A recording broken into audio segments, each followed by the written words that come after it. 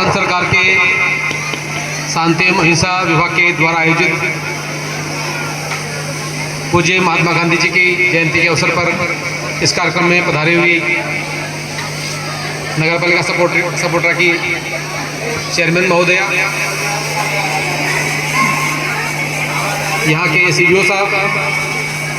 नायब तहसीलदार जी, शांति एवं अहिंसा प्रकोष्ठ के स्थानीय संयोजक भाई राजकुमार जी, स्थानीय विद्यालय के संस्था प्रधान, सपोर्टरा की विभिन्न शिक्षण संस्थाओं से पधारे हुए हमारे आचार्यगण,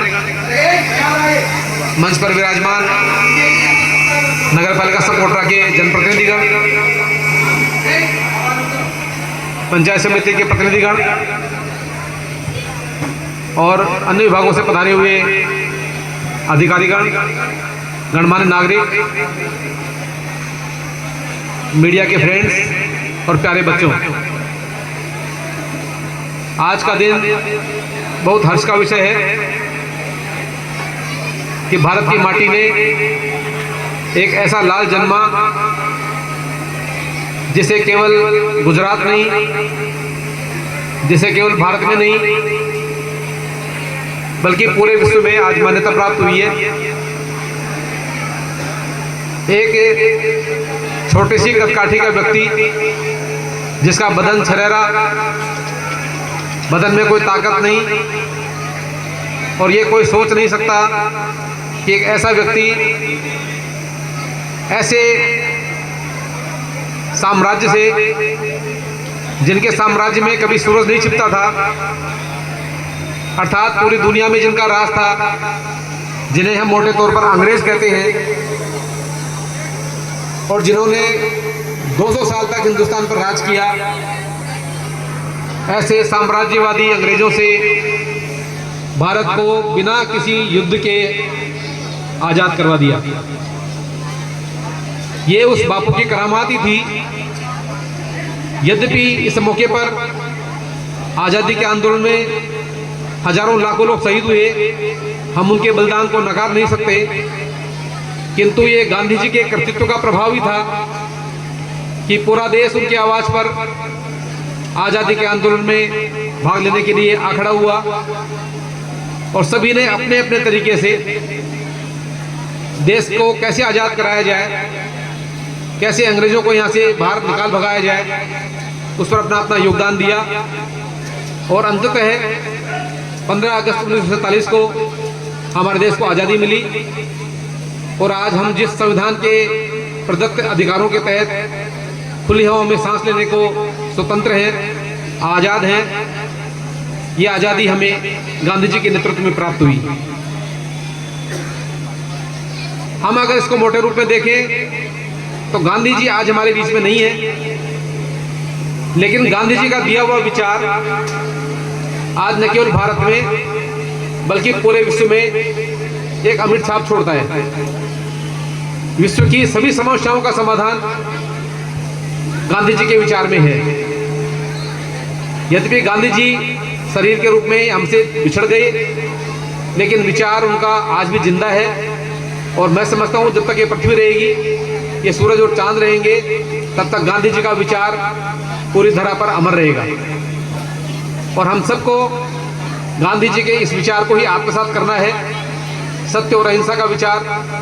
सादगी का विचार, अपने काम के प्रति प्यार का विचार, जातिगत भेदभाव को दूर करने का विचार,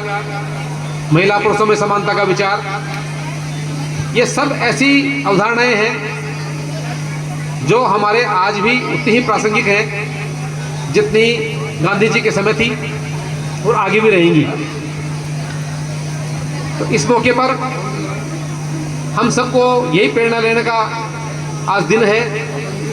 कि गांधी जयंती मना करके केवल हम यहाँ से चले जाएं, ये इसकी सार्थकता नहीं है। किसी भी आयोजन की सार्थकता उसी में है कि ये आयोजन अल्टीमेटली मनाया किस लिए जा रहा है, किस महापुरुष की याद में मनाया जा रहा है, किस घटना की याद में मनाया जा रहा है और उस घटना के पीछे निहितार्थ क्या थे, उस महापुरुष के जीवन के चरित्र क्या थे। गांधी जी के चरित्र को अगर उसका 10वां हिस्सा भी हम अपने जीवन में चरितार्थ करते हैं, सत्य बोलने में, अहिंसा में, लड़ाई झगड़ों से दूर रहने में, छुआछूत से दूर रहने में। तो मैं समझता हूँ कि गांधी जी के विचार को हमने आत्मसात किया और गांधी जी जहाँ कहीं भी हैं, उनकी आत्मा जहाँ कहीं भी है, वो निश्चित रूप से इस बात को देख करके प्रसन्न होगी कि मेरे भारतवासी न केवल मेरा गुणगान करते हैं 2 अक्टूबर को या अन्य हमारे राष्ट्रीय पर्वों पर, बल्कि मेरे विचार को भी आत्मसात करने की प्रयास करते हैं। तो इस मौके पर हम आज यही कहेंगे, हम सब बच्चे बड़े जो भी यहाँ उपस्थित हैं, गांधी जी के विचार को आत्मसात करें। गांधी जी के साथ साथ आज हमारे एक महान सपूत, हमारे पूर्व प्रधानमंत्री आदरणीय लाल बहादुर शास्त्री जी का भी जन्मदिन है। उस व्यक्ति के बारे में जितना कुछ कहा जाए कम है। वो एक महान आत्मा थी और जैसा कि मैंने पहले निवेदन किया, कद काठी में बिल्कुल छोटे, लेकिन दृढ़ता इतनी अधिक थी कि पाकिस्तान से भी उन्होंने टक्कर ली और देश में हरित क्रांति का बीज बोया। जय जवान जय किसान का नारा उन्होंने दिया। बहुत छोटे कार्यकाल में, उनको 2 साल का लगभग कार्यकाल मिला प्रधानमंत्री के रूप में, लेकिन उन्होंने अविस्मरणीय काम देश के लिए किए। तो शास्त्री जी की जो सादगी थी, उससे भी हम बहुत बड़ी प्रेरणा ले सकते हैं। उन्होंने अपना जीवन कैसे अभाव में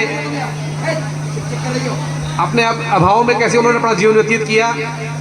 आज हम सर्व सुविधा संपन्न परिवारों के बच्चे बच्चियां होते हुए भी हमेशा शिकायत करते हैं, हमारे पास ये नहीं है, हमारे पास वो नहीं है। लेकिन उस व्यक्तित्व ने घर में कुछ भी संभावनाएं नहीं होने के बावजूद प्रधानमंत्री जैसे बड़े पद को सुशोभित किया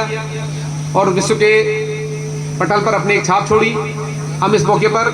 दोनों महान विभूतियों को जो हमारे माटी में उपजी, महात्मा गांधी जी और लाल बहादुर शास्त्री जी, उनको बिल्कुल नमन करते हैं, हृदय से उनका खैर मकदम करते हैं। और सभी से यही अपेक्षा है कि उन दोनों महान विभूतियों के जीवन चरित्र से हम इस मौके पर कोई शिक्षा लें और उनके जीवन चरित्र को उतारें, तभी हमारा जीवन और हमारे राष्ट्र का जीवन सार्थक है। आपने बुलाया, सम्मान किया, आप सब एकत्रित हुए, बहुत बहुत धन्यवाद। जय हिंद, जय भारत।